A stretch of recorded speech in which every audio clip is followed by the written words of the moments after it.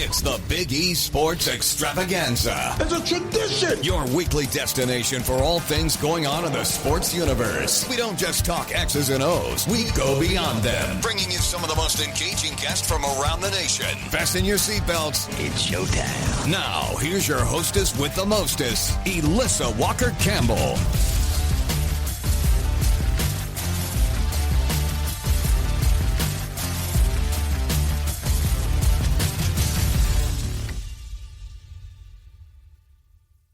Hey, Elissa Walker Campbell. I want to welcome you back to the Big E Sports Show. And today we honor a Texas coaching legend. He was a dual sport athlete. He is in the Baylor Hall of Fame, a public links champion, master competitor, Big 12 championship coach, and one of the most influential golf instructors, not only in the state of Texas, but also nationally. I'm talking about Tim Hobby. Good morning, Tim. Good morning. Good to be with you. Well, we wanted to extend this invitation and invite you on the show and congratulate you on your recent induction into the Alvin Athletic Hall of Honor. Just what does this recognition mean to you and to your family? Well, it was an extremely nice honor, but honestly, I didn't really get into sports to be in any kind of Hall of Fame or anything. I just love competing in basketball and golf and whatever sport was going on during whatever season it was. So, I guess it means you're getting old when you get in some of these sports Hall of Fames and that. But it was extremely nice to go down there and see where you grew up and go back in the gym where you shot 1 million shots and all that kind of stuff. So it was a lot of fun and great to see old friends and who I went to high school with, and my mom went with me, and she was a school teacher there, so she really enjoyed it, which that made me really happy. You know, Coach Hobby, when you look back on those big moments from high school, which ones bring the biggest smile on your face when you think back to those days? Well, really, for me, I played a lot of big sports moments in college and pro golf and even coaching college golf, but I think when you're playing sports in high school, you're really playing. That's probably the most joyous time I can remember playing sports, where you're just playing for the joy of competing with your teammates, and you don't know any better. You don't know any better. You're just out there playing and having fun, and I think that's probably the most fun time for me to ever play sports. So that's what I would say about high school sports in general. And I encourage all the kids to play, more than one sport growing up that I teach, and, give it your all, because when you look back, you want to be able to say that you gave it 100%. We highlight your just incredible high school career, but let's talk some college golf, because as I mentioned in the open, you are a proud member of the Baylor Athletic Hall of Fame. Just how did your time at Baylor shape your identity as both an athlete and as a coach? Well, after playing 2 years of basketball at University of Houston, and then I transferred to Baylor to play golf, I wasn't aware till I got there that I had 3 more years of eligibility left, which that was really, I was real happy about that. So I got to play 3 years of golf at Baylor and eventually got my golf game back after playing 2 years of basketball at Houston, and we had a little success as a player at Baylor, and then I thought I was going to become a great pro golfer, but that didn't quite work out. So after 5 or 6 years of chasing that dream, I said, I'd really like to be a college golf coach. And when the Big 12 got started, I was fortunate enough that Baylor hired me to be the first full-time golf coach at Baylor, and then we had a lot of success there. And, coaching 4 years later, we won the Big 12 with Jimmy Walker and some other good players that decided to come to Baylor and put in a great effort for us. So it was, Baylor is a special place for us. I met my wife there. My daughter graduated there. My son graduated from A&M, so I like the Aggies too. But anyway, Baylor golf has really turned into a great deal since we went into the Big 12. I don't know how many years ago that was, but we've had a good run there with the golf teams. Yeah. You share and reflect on that Big 12 championship at Baylor. Tell us a little bit about the team and just those defining characteristics with that particular group. Jimmy Walker was on that team, right? Yes, Jimmy Walker was a senior, and Worth Williams was a senior, and Brandon Sanders was a senior, and we had John Antunes and Adam Meyer as well. But those 3 seniors we had were part of my first major recruiting class there. So it was a great reward for those guys to get rewarded on taking a chance on me as a coach who maybe didn't know what he was doing, but we figured it out pretty quick, and they put in a lot of work, and Baylor really had not had a lot of success the previous 4 or 5 years before I got there. For them to come to Baylor, and I just promised them a lot of playing time and a good schedule and all that. So I know those guys are pretty proud of what they accomplished at Baylor with Baylor's first Big 12 championship in golf there. Well, Tim, let's hear some more about having the opportunity to work with elite players. As we have just been discussing, PGA champion Jimmy Walker. What stood out about him early on? Well, he's a very tough competitor, and I'm pretty sure he didn't miss one tournament in 4 years for us there while I was coaching. So he probably got a little tired, but we rode him pretty hard. But he was a great competitor. He's probably got the best short game that I've seen. I remember his senior year, he led the country in greenside up and downs like almost 80%. Wow. So people think Jimmy hits it so far, he hits it so good, and he does, don't get me wrong, but his short game around the greens is pretty magical. And I think if you look at all the guys who've had a lot of success over the years on the PGA Tour, there's a lot of guys that hit it good, but you better be able to chip and putt, and he could definitely do that, which was, you're not always going to have your A game. You got to have something to save you. Yeah. I got to ask you while you're on the program, college golf looks very different than it did 5 or 10 years ago. From your perspective as a former college coach, what has changed the most, and what does today's game now demand that you didn't have to deal with before?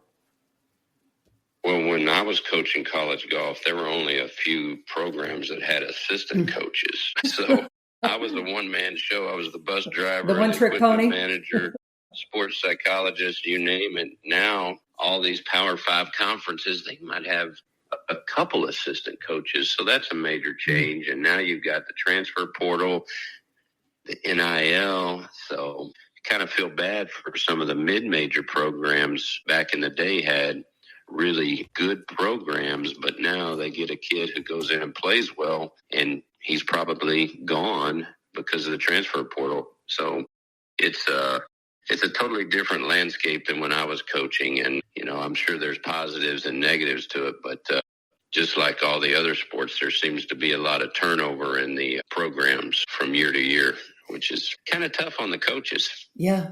And I was going to say, when we talk about the coaches, there's so much more pressure today to win immediately. And that you've got to think that that's going to affect, patience with long-term player development. A lot of these players, they really don't shine until the latter part of their career. Yeah, absolutely. And, Worth Williams, who played for me, who won the Big 12 championship, he was I think 5A state champion in golf at Rockwall with a great program there. He comes to Baylor, has some injuries, whatnot. Didn't have a lot of success the first couple years. And then the last 2 years, he played well. But maybe in today's college coaching or environment, the coach may have to tell him to move on after a couple years, because now they've cut the roster spots at some of these schools after this year to 8 or 9, I think. Right. So you get a kid that's not really producing for you in a couple years. Those spots are so valuable. You got to have 5 or 6 guys going to every tournament. So if you have a guy not going to tournament for a year or two,